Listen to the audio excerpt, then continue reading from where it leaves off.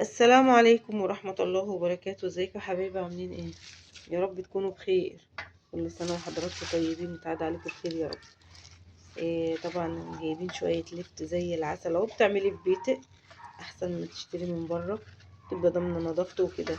طبعا ان بنضفه طبعا من العروق والورق، واتنين منضفاه زي التفاحة. بسم الله ما شاء الله، اللهم صل على النبي.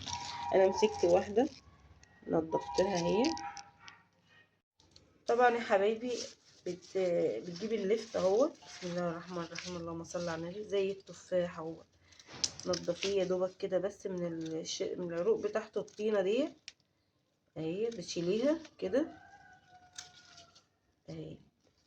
بتكوني جايبه في اللي بيعمل من غير ورق، انا بعمله صراحه بالعروق بتاعته، بتبقى جميله جدا. بتشيلي الورق ده اهو بسم الله اهو، تنضفيه. طبعا انت بتعملي كل الكميه دي اهي، واغسله واقطعه. طبعا انا هوريكم شويه مخلل زي العسل تعمليه في بيتك بنظافه اهو. طبعا بتعملي كل الكميه دي. طبعا انا نضفت اهو، طبعا هقطعه. تمسكي الكميه دي كلها اعملها وهرجع لكم تاني يا حبايبي. ورجعت لكم تاني يا حبايبي. طبعا احنا غسلنا اللفت اهو، جميل والله زي الفل اهو، نضيف اهو. بمسكه بقى اقطعه. انا بقطعه كده بأي سكينة، بأي قطاعة عندك اهو. بتمسكي بقى، اللهم صل على النبي اهو. بقطعه بقى بالنظام ده. بتمسكي العروق، انا قطعته هنا شوية اهو. بمسك العروق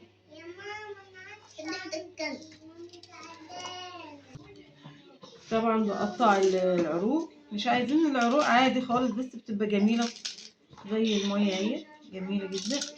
بمسكها بقى طبعا انا بقطعه كده. طبعا بنقطع كده القطع اللي انت بتحبيها اهي. طبعا انا هقطع الكميه دي كلها اهي ماشي. فانا هتني جايبه الميه هنا، عندي بنجرايه اهي، الميه اهي، الميه اهي بسم الله. اجيب البنجرايه كده، عندي بنجرايه اهي، اقطعها.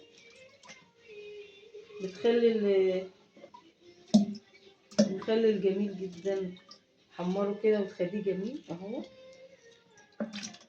قطعيه عشوائي يعني اهي. عندي كتف الفريزر اهي. حط بقى ملح. طبعا بتحط شويه شطه كده.